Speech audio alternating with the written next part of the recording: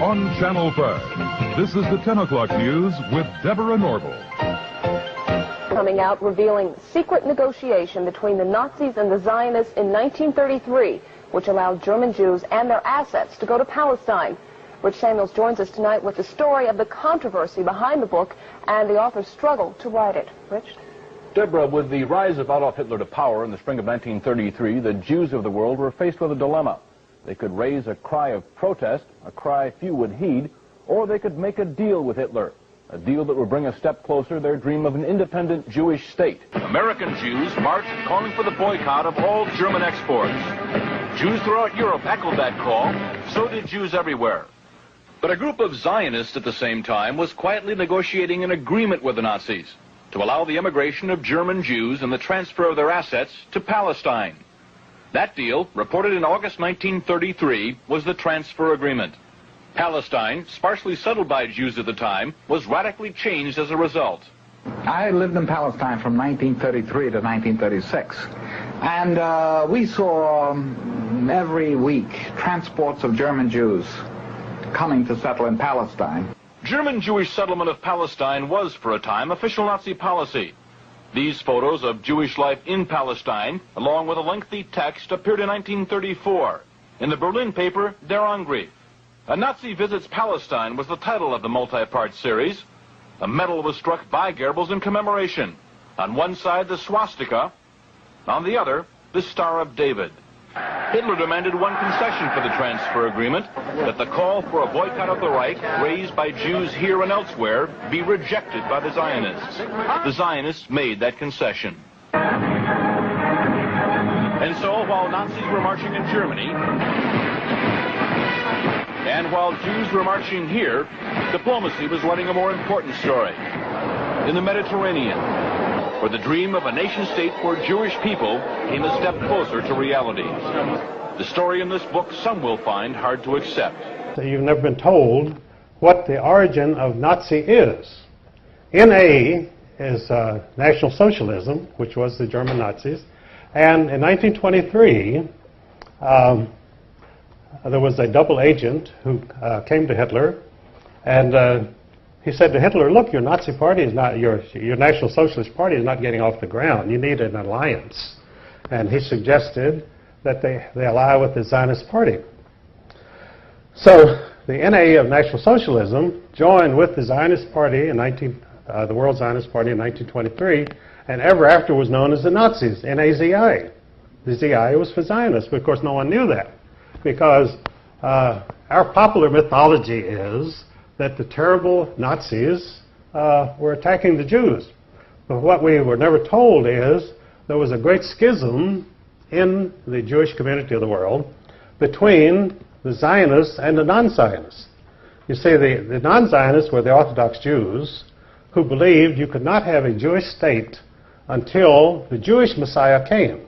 They didn't acknowledge Christ as Messiah, so they were waiting for their own Jewish Messiah to come. Then you would have a Jewish state, and that Jewish state would rule the world.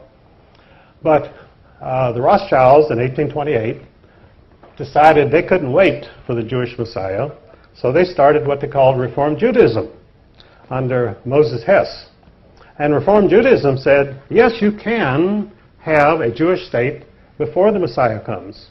And the reason you could have it was the Rothschilds had made so much money, they said, we'll buy our own state. So the Rothschilds sent people out to the Middle East to have Jewish settlements, and which is today the state of Israel, totally created by the Rothschild money.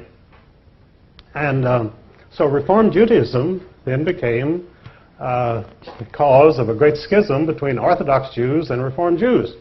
Now, no one has ever told you this, I'm sure, but you think that the Jewish community is monolithic. In fact, it's split sharply down the middle. But even today, they have riots in the Jewish parliament between the Orthodox Jews and the Reform Jews. And they cannot agree on anything because the basic premise is a fundamental disagreement over whether a Jewish state should even exist today. So in Germany in 1923, the German Jews were quite prosperous and quite happy, and they were not interested in becoming Zionists, and they were not interested in going to Palestine. After all, they had beautiful mansions in Germany, they had symphony orchestras, they had art, they had everything. and they were accepted in the community.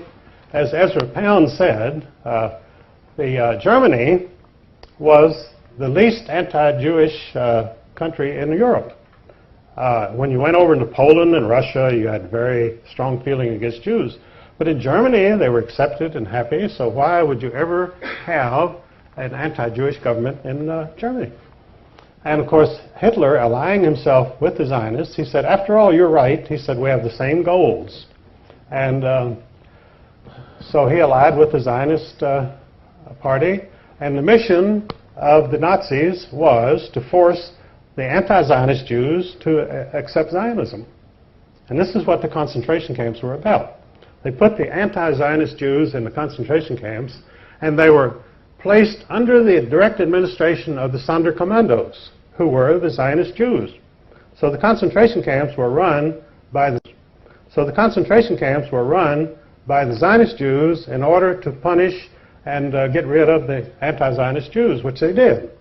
And of course, that's a part of the Holocaust that you're never told, that this was a fundamental Jewish disagreement, which the German people, that Daniel Goldhagen wrote a book in which he said all Germans cooperated in their anti-Jewish feeling and the Holocaust, which was not true at all. The Germans did not even know what was going on, most of them.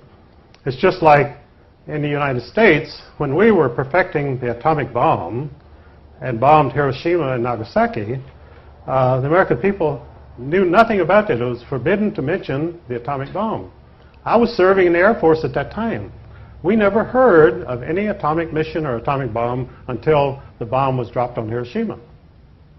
So you could say the American people are guilty of the greatest atrocity, the dropping of the atomic bomb on Japanese civilians. But that isn't true. The American people knew nothing about it. I knew nothing about it in the Air Force. And I was right there. So these things go on without the knowledge of the people or the approval of the people. But of course, they have to accept the results. These things happen, and you're stuck with it.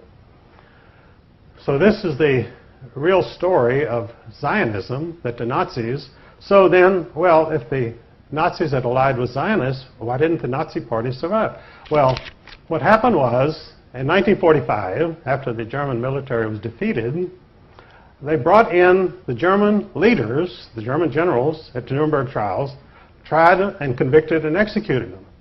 They had to execute them because they didn't want them around to testify that about the alliance between the Nazis and the Zionists.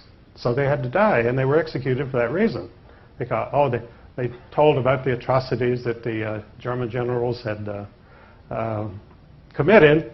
But German generals are like any other generals. They don't really commit atrocities. The troops under their command may commit atrocities, but they don't commit any atrocities themselves. These German generals didn't go around shooting Jews or anybody else. But they were executed, and so the Zionist secret was safe. And now the Zionists were now in command of the world because their National Socialist allies were now gone from history, and the Zionists had a free reign, so they set up the State of Israel. And in fact, some Jews themselves even claim that there should be a statue to Adolf Hitler in Israel because he created the State of Israel, which is absolutely true. Without Adolf Hitler, Israel would not exist. The Jews would still be dispersed and they would have no country. But George Steiner, a very famous Jewish writer, proposed this about 10 years ago. He said, why don't they put up a statue to Adolf Hitler in Israel? Well, they're not likely to. And because there again, the big job of the criminals is to keep the truth from the people. They want, not only do they want you not to find out anything, but they flood you with disinformation. Most of the stuff that you get in the press is absolute lies, and if it's not lies, it's spin or distortions. In other words, they give you 10% of the truth, and the rest is all distortions, and they demonize people so that you're filled with anger against the Holocaust people who murdered all the Jews in Germany, and people do get very angry because of these things, and they don't even know what they're angry about because they're not told the facts. and never will be told the facts, because the press is totally in the hands of the bankers. Because news is a high-budget, capital-intensive operation. You need a lot of money. You need a staff covering the whole world, and it's a very expensive situation. So the average truth seeker is not going to start his own television station or newspaper, because he doesn't have the $100 million that you need to even get it off the ground. So we're reduced to meetings like this, which are very good. And we also, God apparently was merciful on us, and he gave us the internet. Because in fact, in the States, we had this total monopoly of television by 3 television networks, which were all controlled by Zionists. And so along came cable, and suddenly we had all new stations and all sorts of controversial programs coming on, which of course the 3 Zionist networks would not touch with a 10-foot pole. And the result was they were left behind. They had 100% of the television audience. They now have 30%, and it's dropping every year. In fact, it's probably less than 30%, but they're cooking the books in order to maintain their advertising revenues to give a totally false picture.